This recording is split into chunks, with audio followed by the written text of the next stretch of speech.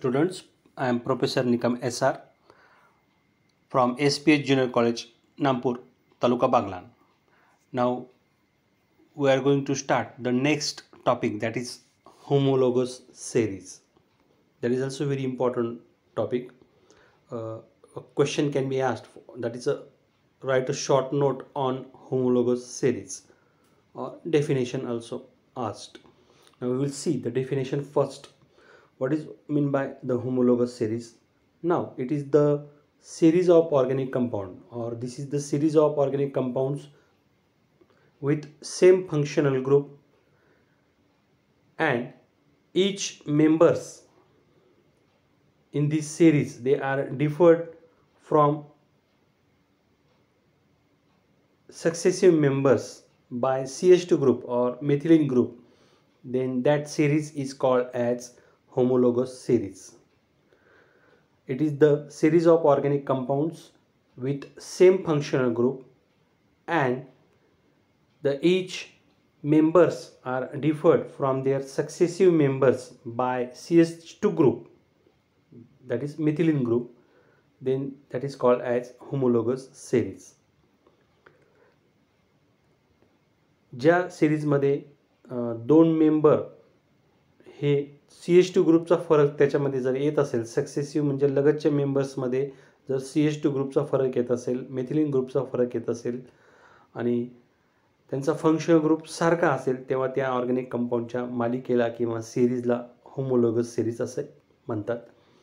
Now here in this series the general molecular formula is also the same. They have same general molecular formula, and each member of this series is also called as homologue. See the spelling homologue, HOMOLOGUE, that is the homologue is the each member present in this series, that is called as homologue. Now we have to see the characteristics of that homologues. प्रत्येक होमोलॉगचे जर आपण characteristic जर बघितला तर आपण एक एक आपण बघू शकतो. That is first one. Now homologues or each member in this series can be represented by the same general formula. They have, each members have same general formula.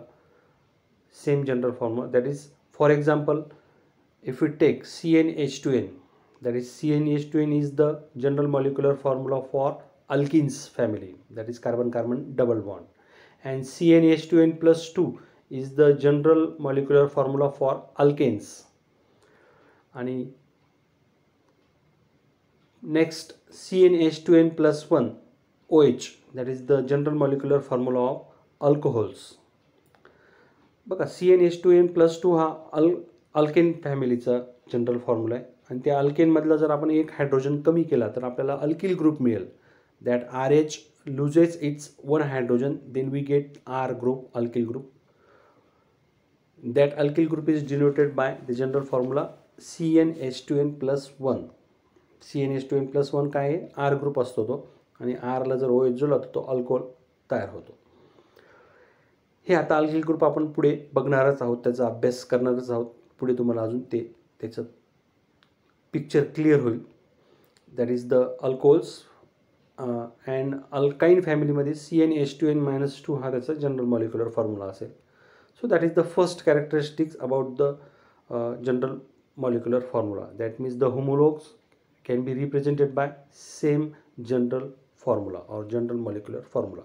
Now second characteristics, these homologues are, they can be prepared by same method. That means all these homologues or each member in this series, homologous series, they are prepared by, or they have the same method of preparation, or they are prepared by similar methods. एकाच मेथडने ते आपण सगळेचे सगळे homologs आपण तयार करू शकतो. Methods of preparation is same for all homologs. Third one, they show similar chemical properties. त्यांच्या chemical properties काय असतात, त्या सुद्धा सिमिलर असतात, सेम असतात. But what is the difference, that is fourth one, that is they having the physical properties of that homologs.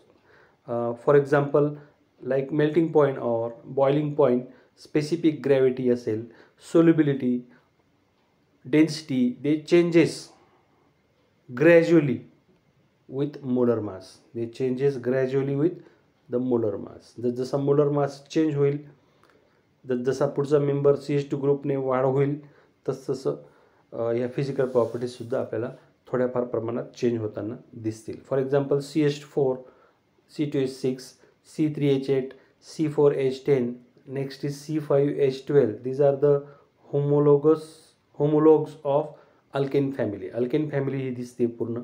अल्केनचे हे सगळे members आहेत आणि प्रत्येक फॉर्म्युलामध्ये आपल्याला CH2चा डिफरन्स येताना दिसतोय. म्हणजे मिथिलीन ग्रुपचा डिफरन्स येतो. म्हणजे हे काय, अल्केन फॅमिली हे होमोलोगस सिरीज आपण म्हणू शकतो.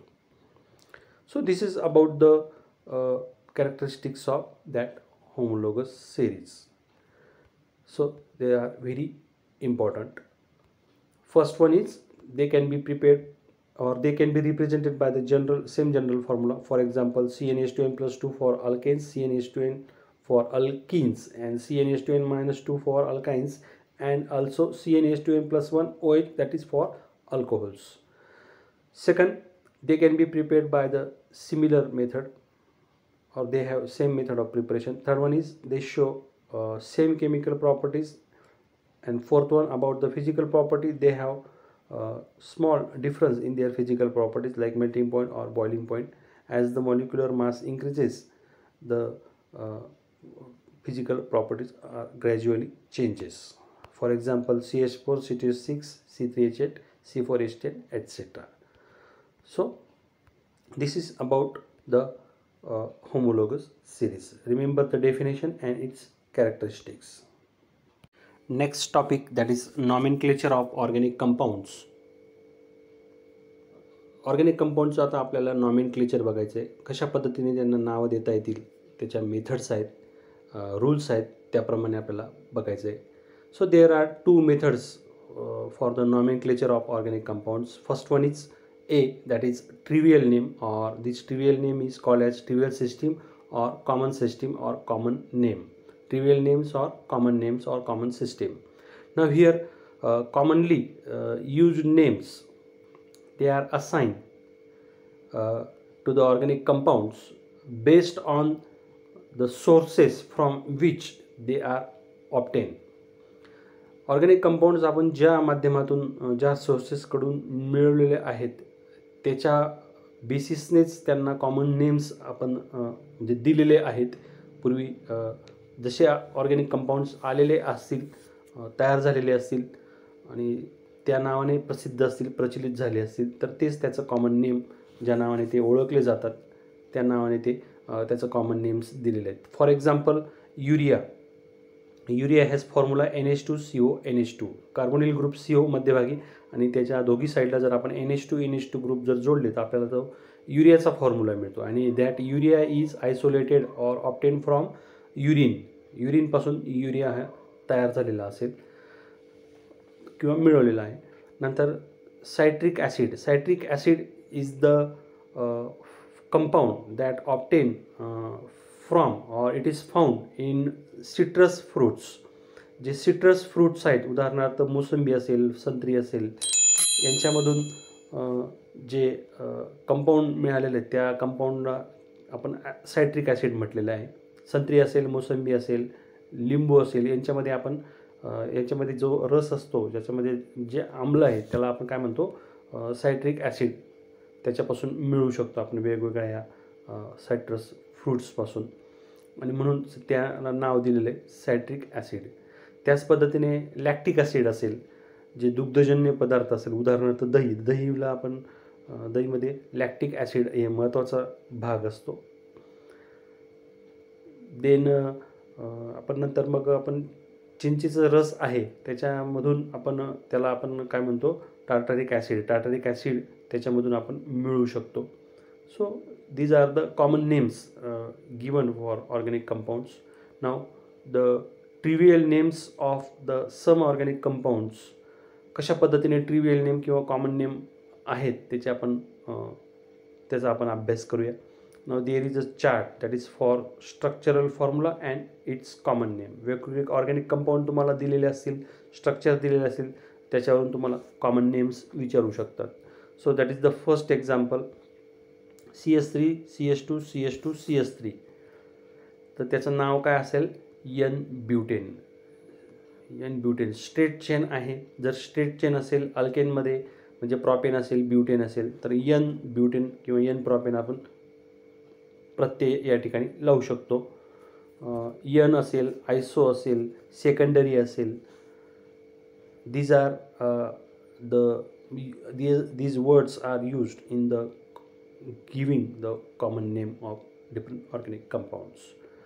So N-butane is the common name of that first structure. Second structure CS3 CH CS3 CS3. जर तिन्ही बाजूला CS3 आणि मध्यभागी जर CH असेल तर त्याला आपण काय म्हणतो, आयसोब्युटेन.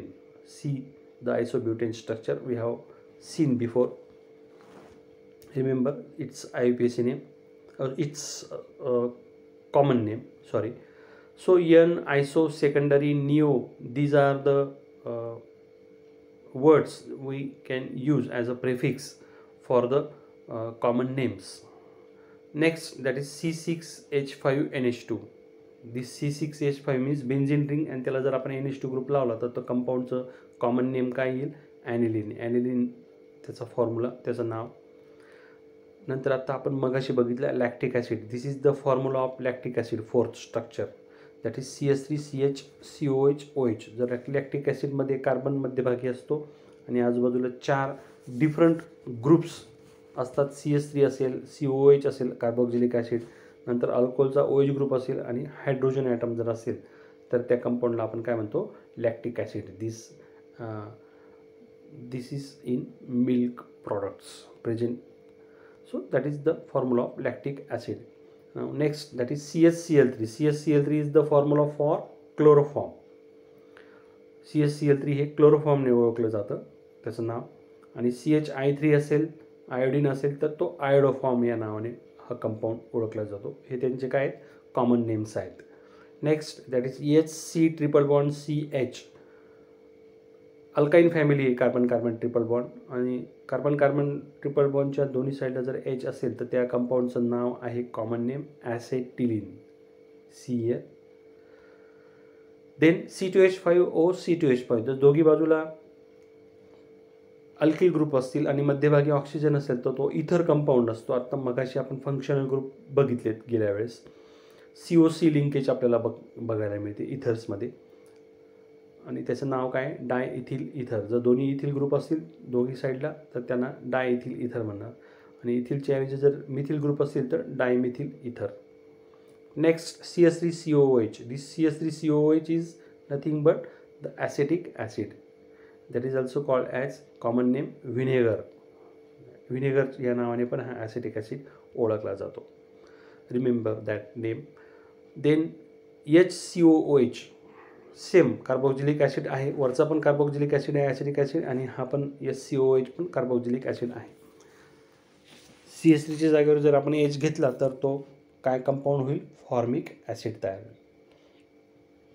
And last one, that is CH2 CH CH2. He chain दिसते आणि प्रत्येकाला CH2ला OH, मध्यभागी पण OH आणि लास्टला पण OH ग्रुप जोडला. सक्सेसिव्ह कार्बनला, लगतच्या कार्बनला जर OH ग्रुप जर जोडले, मध्यभागी CH ग्रुप येईल ऑब्वियसली आणि टर्मिनल साईडला CH2 असणार आहे, तर त्या कंपाऊंडला ना काय म्हणणार आहे, ग्लिसेरॉल और ग्लिसेरिन. दोन्ही नावं आहेत याला, ग्लिसेरॉल और glycerin. Remember. So we can give the common name for different organic compounds. So remember this.